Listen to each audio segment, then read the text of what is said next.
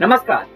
स्वागत है आपका हमारे मत्ती के 11वें अध्याय के दूसरे दिन के अध्ययन में। और इस हफ्ता हम बात कर रहे हैं उन विषयों के बारे में जो हमारे विश्वास के विरोध में काम करती हैं, हमारे विश्वास को नष्ट करती हैं। कल हमने बात की थी संदेह के बारे में कि संदेह से, शंका से किस प्रकार से निपटा जाए।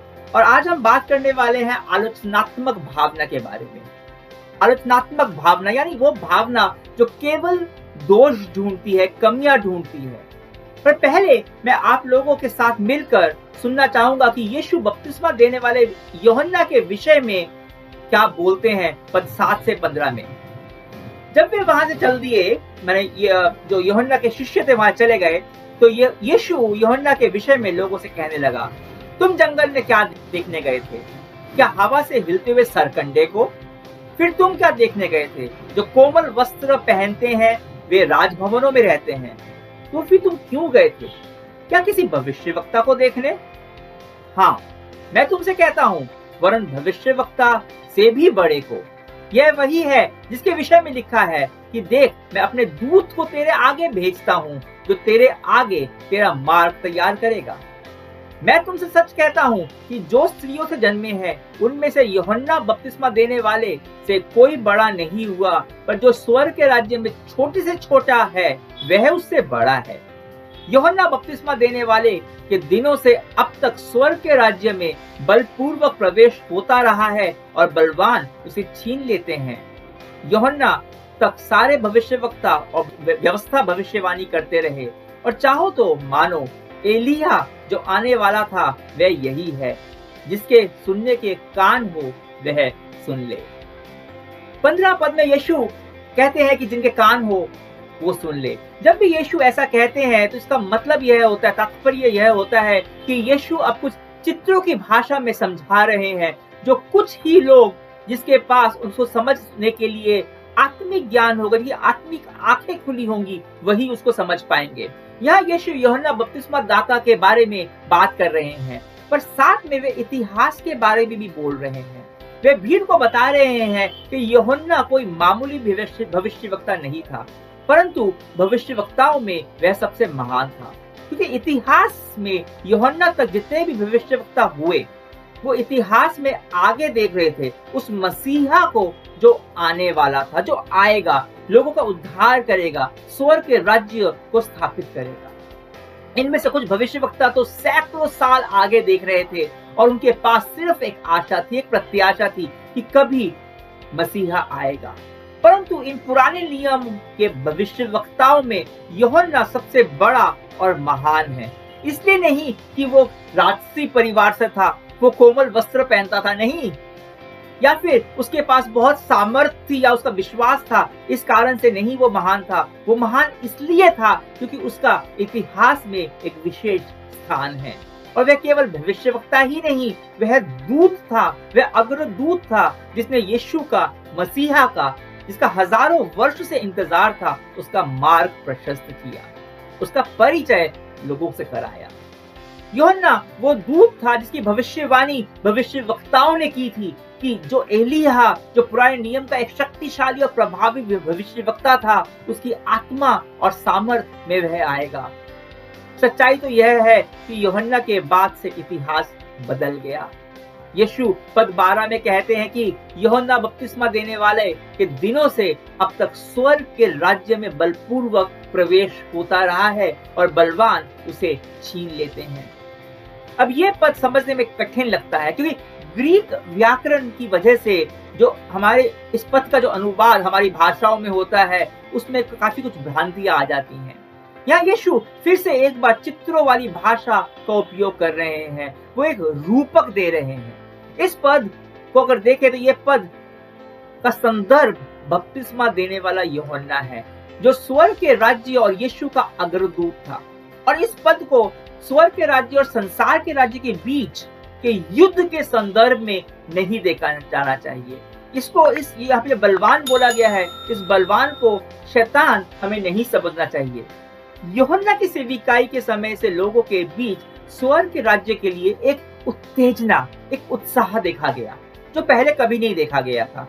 चुंगी लेने वाले, वेश्याएं, अन्य पापी, जिनको हमेशा समझते थे कि जो कभी नहीं बदलेंगे, उनको अधम पापी समझा जाता था, वो मन फिराने लगे और पाप से तौबा करने लगे।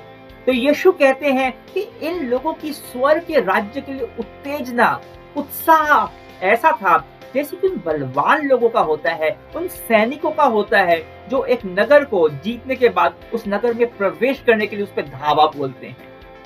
इससे पहले भी स्वर्ग के राज्य की आशा थी, पर स्वर्ग के राज्य के लिए इस तरह का उत्साह यूहन्ना के दिन से ही हुआ, इसलिए वो सब भविष्यवक्ताओं में महान हैं।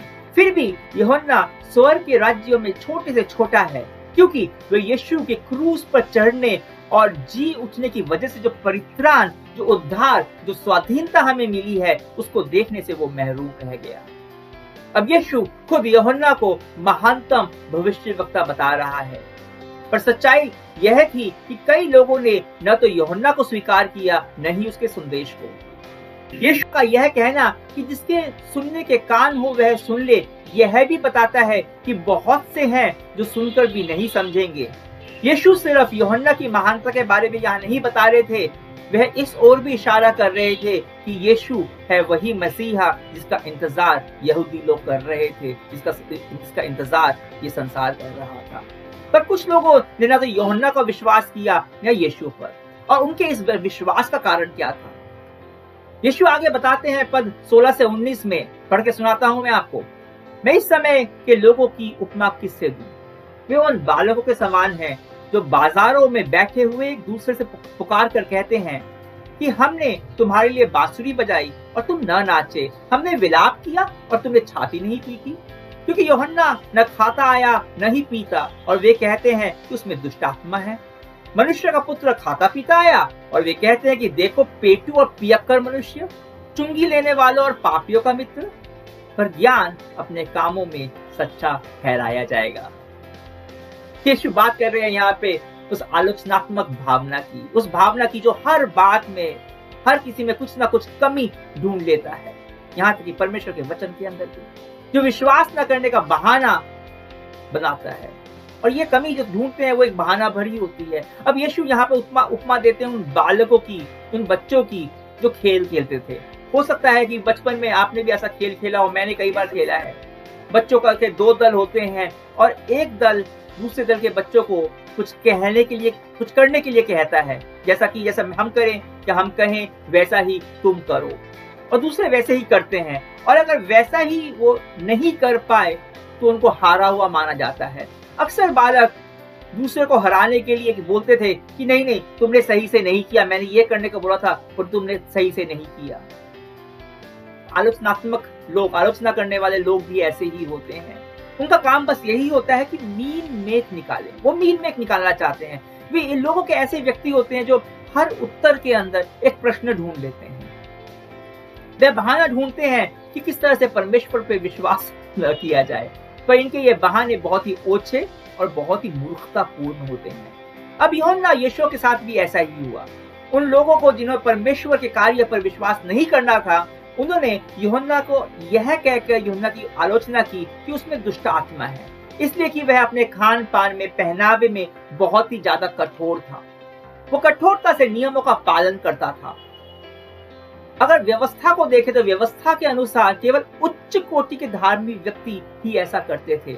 अपनी इस कठोरता के कारण उन्होंने यूहन्ना का तिरस्कार किया, जबकि यीशु वो खाता पीता था, पार्टियों में जाता था, पापियों के साथ खाता था, पापी उसके मित्र थे, उनके साथ वो खाता था, पीता था, पर इस कारण से उन्होंने यीशु का तिरस्कार किया।